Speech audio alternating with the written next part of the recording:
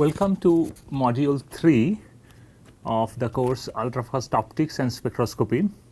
In this module, we will learn different nonlinear effects due to propagation of ultrafast pulse primarily through a dielectric medium.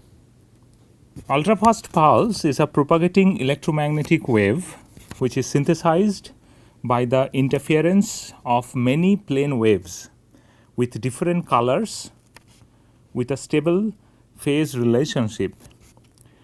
In all ultrafast spectroscopy experiments, ultrafast pulse travels through a medium such as lens, polarizer, wave plate, nonlinear crystals. Therefore, it is quite instructive that we study the propagation of an ultrafast pulse in an optical medium.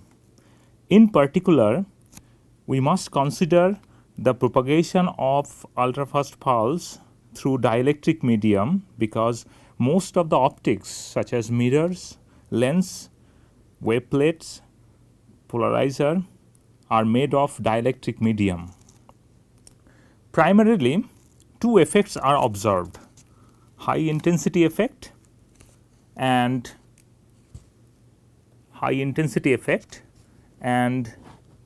dispersion effect. The high intensity effect gives birth to the nonlinear optical effects, which is the theme of the present module. But question is, how intense are these ultrafast pulses?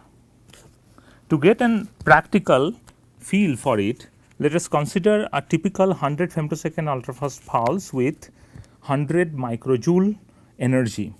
100 microjoule energy is typically used in many ultrafast experiments. The peak power of this pulse is estimated to be 10 to the power 9 joule per second, which can be converted to peak intensity. If it is focused to 200 micron diameter spot size, then we get the peak intensity 10 to the power 13 watt per centimeter square. These calculations can be done very quickly. So, what does it suggest? We can now compare this peak intensity with typical sunlight intensity, which is 0.1 watt per centimeter square. This shows that femtosecond laser pulses are 10 to the power 14 times intense than sunlight intensity. Due to this extremely high peak intensity, ultrafast pulses exhibit high intensity effects, which is called nonlinear optical effects. Most of the currently available femtosecond laser oscillators or amplifiers produce pulses with center wavelength near 800 nanometer in this regime. This is the entire electromagnetic spectrum we have shown, and this light, this 800 nanometer center wavelength light, can be converted to any frequency both in IR and in the X-ray or UV regime with the help of this nonlinear optical effect. And that is why nonlinear optical effects are very important, and it has enormous application in frequency conversion. Therefore, it is quite instructive that we understand nonlinear effects, particularly in dielectric medium, because most of the frequency conversions are done in dielectric medium. A dielectric medium is an electrical insulator that can be polarized by an applied electric field. According to the classical model, a dielectric medium is made of atoms. It does not have free electron. So, if I have a metal, then I can have electron which is freely moving, and in a dielectric medium we do not have free electron. All the electrons, for an example here, are bound to the positive ion core. So each atom consists of a cloud of negative electrons, negative charge, bound to a positive charge at its center, as depicted here. There is no freely moving conducting electron in dielectric medium. In the presence of an electric field, now what happens to this electron cloud? The negative cloud is distorted, just like this. So if I have a field acting like this, which will be oscillating in every half cycle, it's changing the polarity. This is the polarity of change of the electric field, and due to this electric field is nothing but force per unit charge, which is field. Due to this force, this negative cloud is distorted, and when electric field is reversed every half cycle, polarization of the dipole is also reversed. So for an example, here dipole looks like this, negative, positive here, but here is the polarity has reversed. As oscillating dipole is a source of electromagnetic radiation, medium's induced polarization creates another emitted field. So as this electric field, input electric field oscillates over the time, the polarization or the dipole, induced dipole is also oscillating, and any oscillatory dipole is the source of another electromagnetic field that is called E emitted. Thus, effect of electric field on dielectric medium can be briefed as follows through two steps. Step 1, the light electric field converts each atom in the medium into oscillating dipole, and step 2, the dipole oscillation then emits an additional electric field at the same frequency of the oscillating dipole. So what happens in brief, one can say like this: I have a medium here. In this medium, electromagnetic wave is propagating. We will take an example of plane wave right now, but the same is true for the pulse. When it's propagating, here we are creating dipole, and again this dipole is also oscillating. These dipoles collectively are described by the polarization of the medium. So input beam is creating a polarization. This polarization, because it's oscillatory dipole, it's giving birth to another radiation that is called emitted radiation. So there are two steps. Input beam is polarizing the medium first, and the medium polarization will again emit another electromagnetic field. At low external electric field strength, in which the field is smaller than the field which binds the electrons to the ion cores, the input beam, or sometimes it is also called fundamental radiation, acts as a small perturbation to the medium. This produces a polarization that is directly proportional to the electric field strength of the input light. So this direct proportionality depends when I have very weak E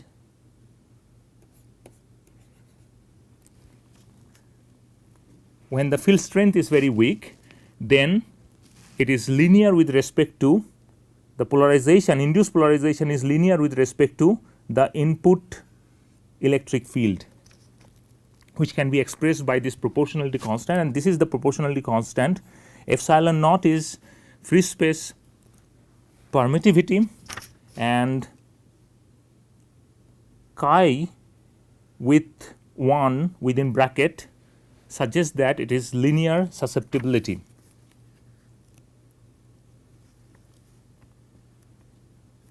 This susceptibility, this chi,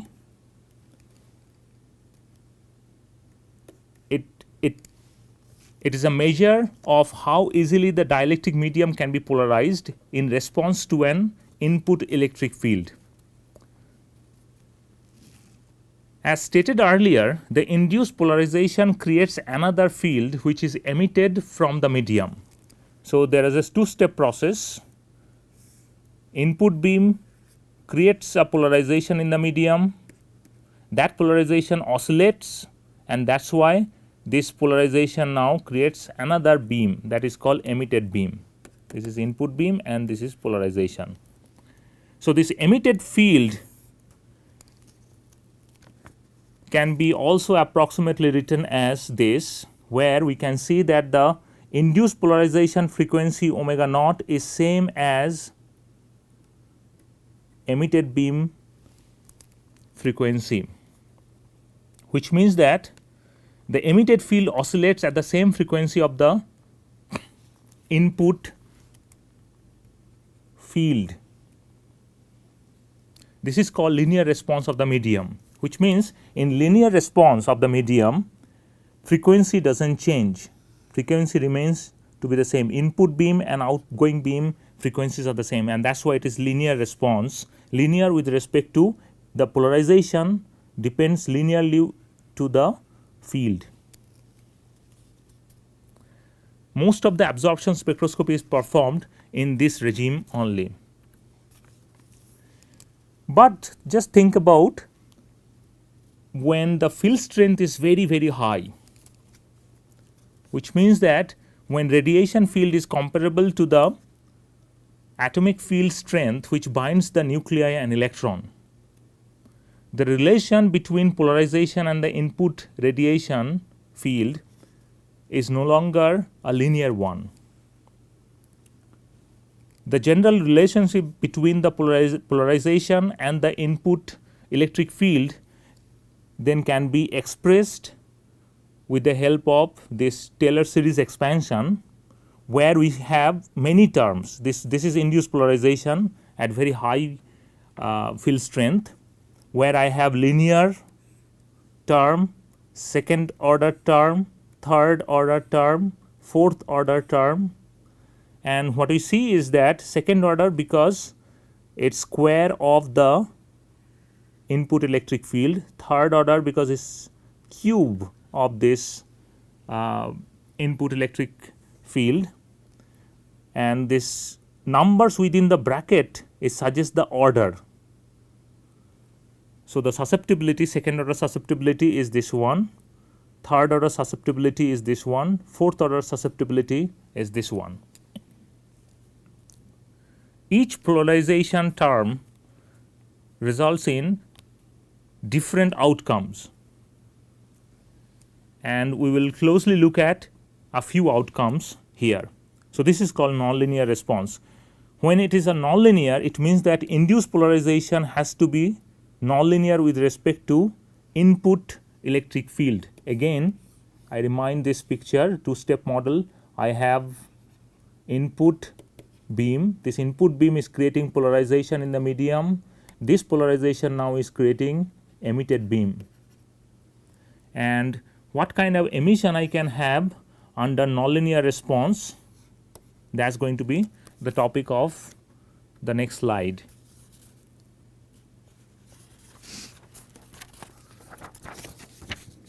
We will begin with second order polarization. Second order polarization, we have taken only this term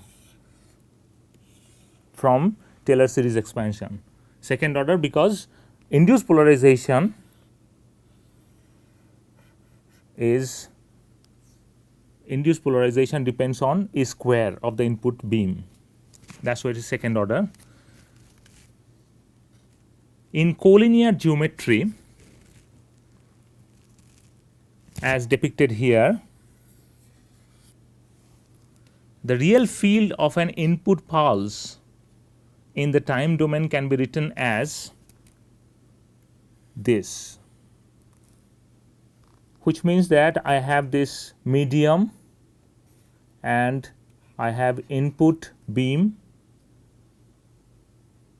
and this input beam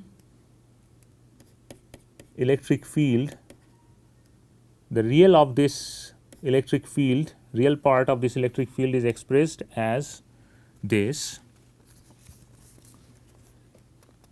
So, this electric field, we know we can express this electric field as A t, which is envelope function e to the power I omega naught t. Here omega naught is the center frequency of the pulse. How does this pulse look like? I have an envelope function like this, and then I have this carrier wave oscillation. This wave has a frequency omega naught, which is the resultant frequency which we get after the interference of all the frequency component present in the pulse.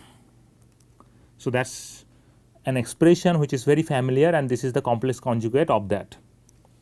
So, medium's second order nonlinear response can be calculated from this equation, where we take square of this real part and we get these terms. There are 3 terms we get. This equation suggests that second order nonlinear process creates polarization that oscillates at 2 omega naught frequency, 2 omega naught frequency. As the emitted field always oscillates at the same frequency of the induced polarization, this second order induced polarization generates another light at 2 omega naught frequency. That is why we can write down E field of emitted field.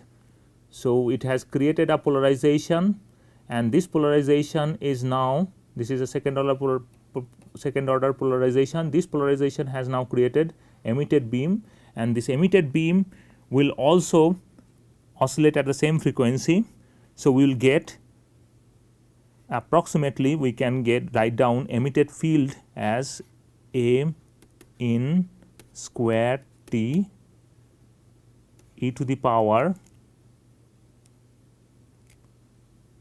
I 2 omega naught t, which means that the center frequency of the emitted field is going to be 2 omega naught. This process is called second harmonic generation because it is the 2 omega naught which we are creating with respect to the fundamental beam, input beam.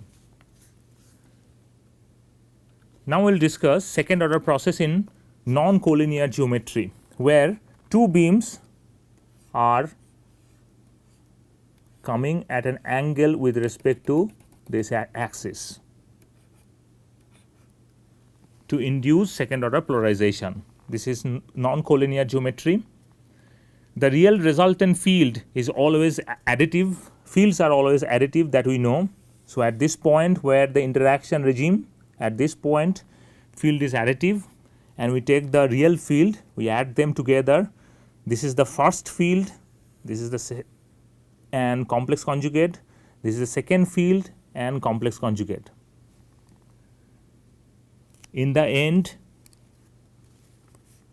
the second order nonlinear response we get as a squared term, and we get this equation, which is nothing but a plus b plus c plus d whole square, which will have many terms.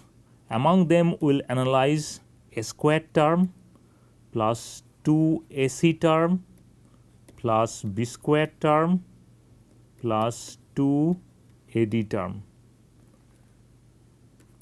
There are many other terms, but these are the terms which would be very much interesting to analyze. Here we note that we have given wave vector as well in the beam, and k1 and k2, they are the wave vectors for these 2 beams, which means that the direction of this beam is k1 along this way, and direction of this beam is k2 along this way. Directions are important. So, first thing we will look at one of the terms which we described previously, the square term, And when you look at the squared term, we see that is a squared term or b squared term. The squared terms, these polarizations create new emitted pulse at 2 omega 1 and 2 omega 2 center frequencies. This is called second harmonic generation. So, when I have non-collinear configuration, two beam interacting like this is my K1, this is my K2 direction,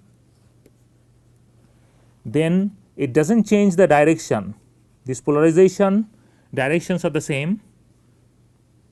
So, along this direction only we will create 2 omega 1 second harmonic, along this direction only we will create 2 omega 2 second harmonics. So, each input beam will create second harmonics along the same direction. Next one we will look at some frequency generation. Some frequency generation is because of the AC term which we discussed earlier. Here polarization is expressed by this equation. This polarization gives birth to the some frequency generation, a new pulse at center frequency omega 1 plus omega 2 at this center frequency, and the direction is going to be very interesting to note. Direction is going to be K1 plus K2 along this direction, and this direction is represented by this arrow, the blue arrow, which suggests that momentum as well as energy is conserved when we are undergoing nonlinear conversion, photon conversion or the frequency conversion. It is interesting to note that when we have non-collinear configuration, this is input beam, this is another input beam. Along this beam, along this direction only we get another second harmonic generation. Along this direction we get another second harmonic generation, but some frequency generation is created in between these two beams.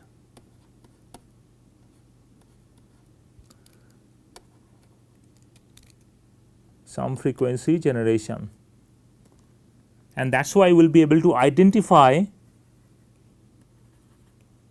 some frequency generation beam in the middle of two input beams.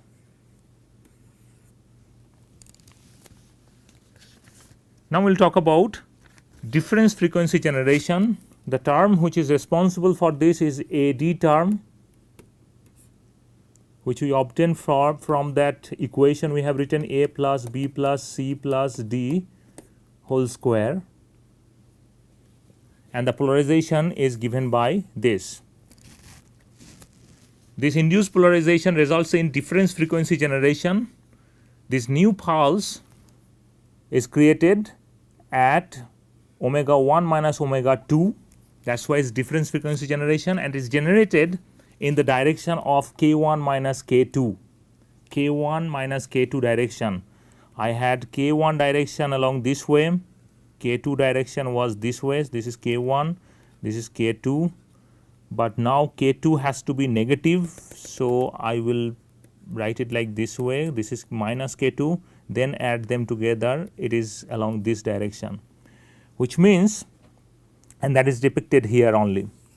Here again momentum and energy is conserved when we are doing nonlinear frequency conversion. So this is depicted here, the position, difference frequency generation positions are going to be far away from the input beam. So this is your axis, and here we have created some frequency generation, but difference frequency generation is created here and here with respect to the input beam. These are the input beams.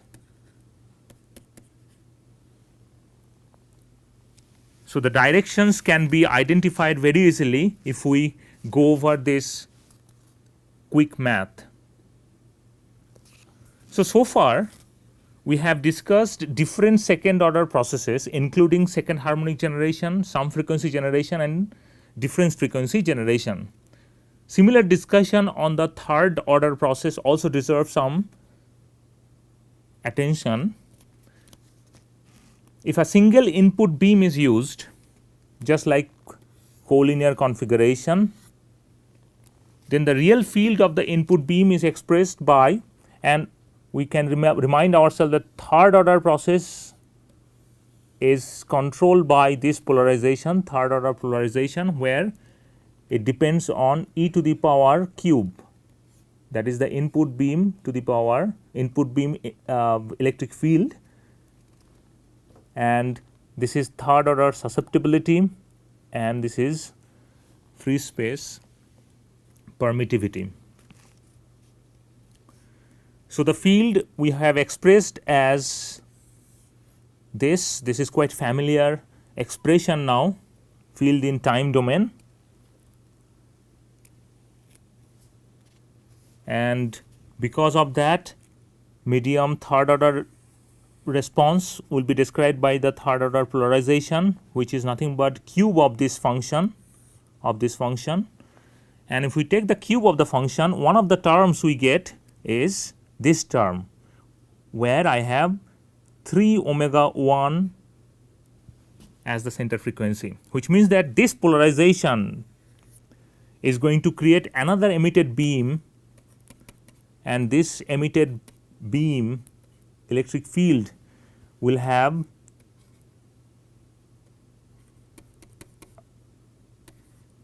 the center frequency as 3 omega 1 t minus 3 k 1 z, and that is why it is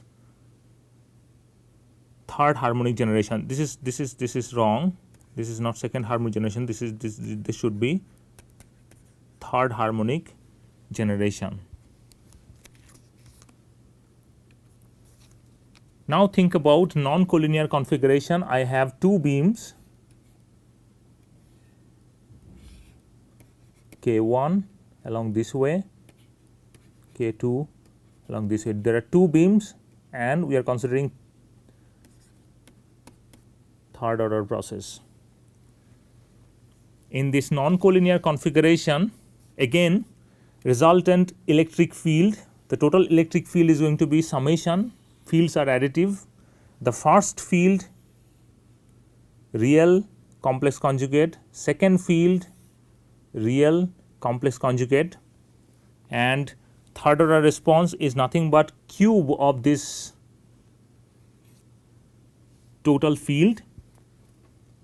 Now we have an equation like A plus B plus C plus D whole cube, which will have many terms, but among them we are interested in A cube, then A square C, then A square D, then A C D. These four terms are interesting, and this is why we will go over these four terms. The first term is nothing but third harmonic generation. So, each beam will create the third harmonics along the same direction. So, this polarization will create another emitted beam, and that will have center frequency 3 omega 1 along the direction of K1. So, along this direction we will have one third harmonic generation, along this direction also we will have one third harmonic generation.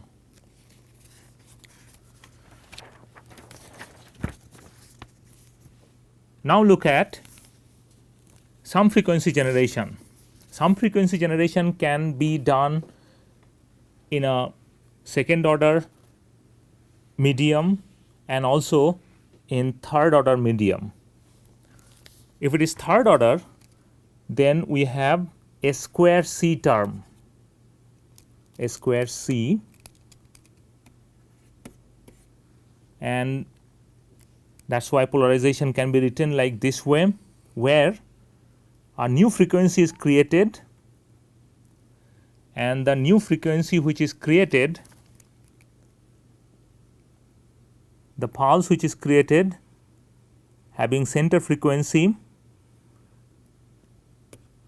2 omega 1 plus omega 2 along the direction of 2k1 plus k2. How do we identify this direction? This is also following momentum conservation. I have k1,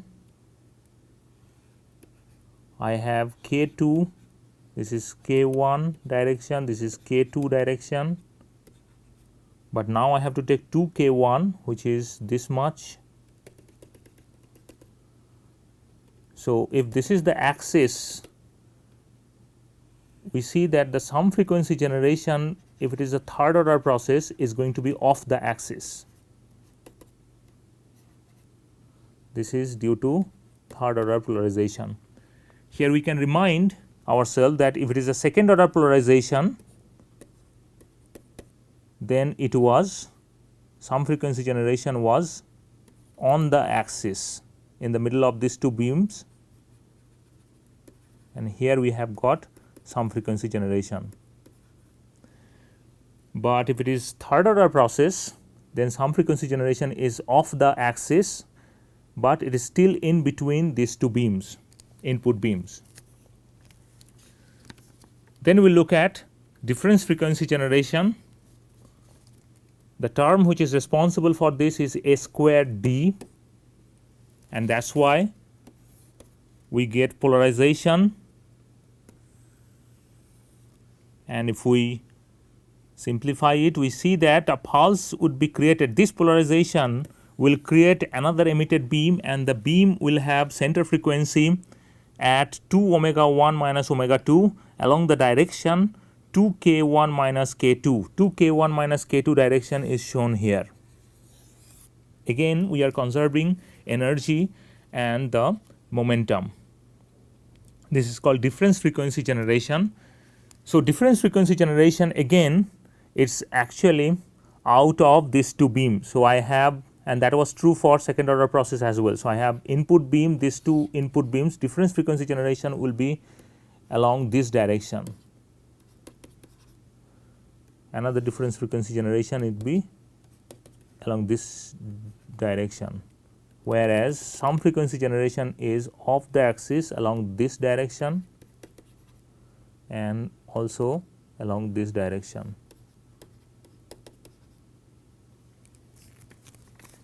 So these are quite similar to second order process, but this is the two beam coupling.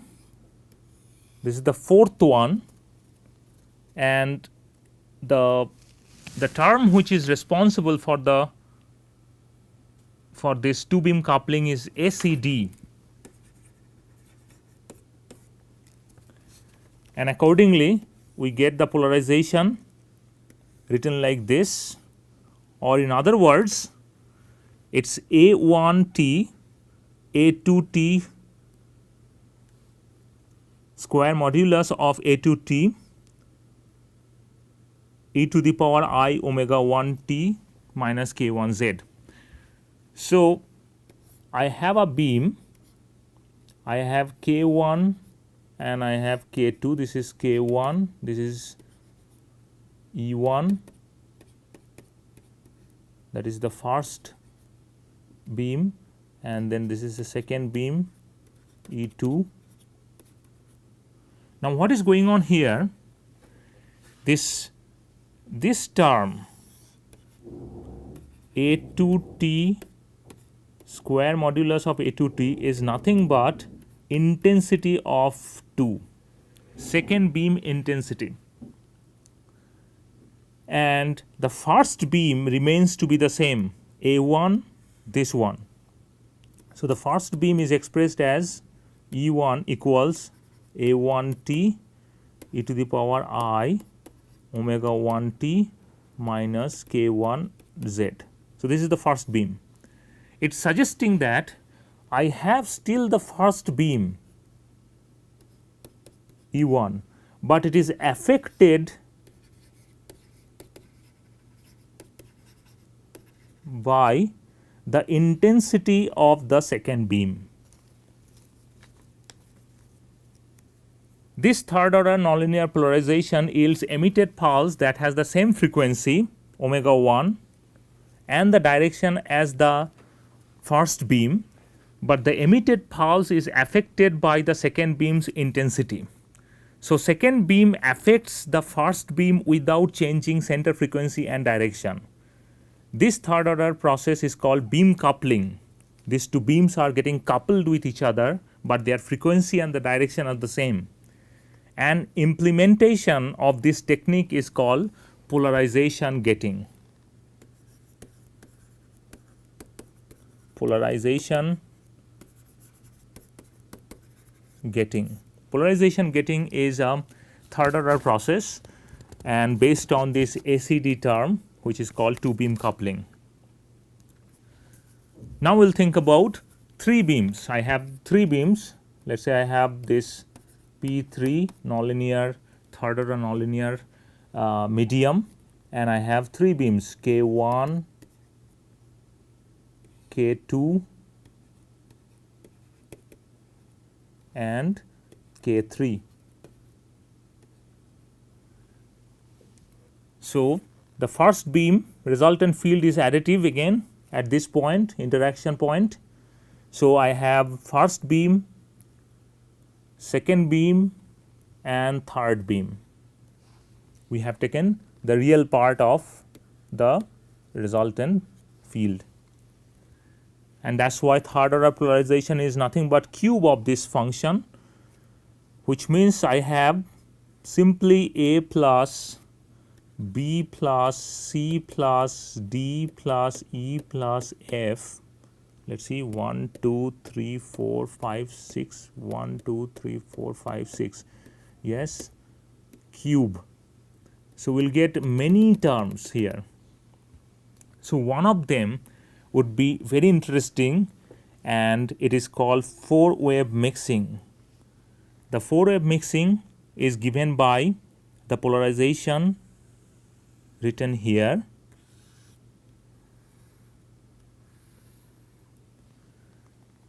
And effectively, if we reduce this, we get omega 1 minus omega 2 plus omega 3 along the direction K1 minus K2 plus K3. Now, this 4-wave mixing, is called non-degenerate 4-wave mixing. Non-degenerate because it's called non-degenerate 4-wave mixing.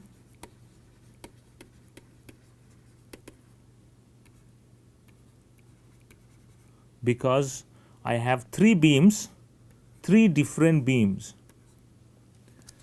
But what about if we get the same beam? A very interesting variant of 4-wave mixing is observed if we take identical 3 input beams. I can take it like this way, 1, 2, 3, the same beam, this is E1, this is E1, this is E1. If we take identical, or I can also think of like this, 3 identical beams propagating along the same direction.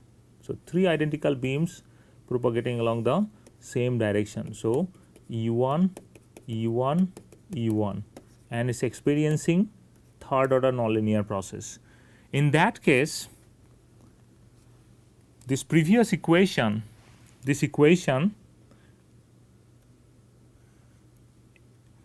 all these 3 beams will be the same, and that is why we end up with getting this expression,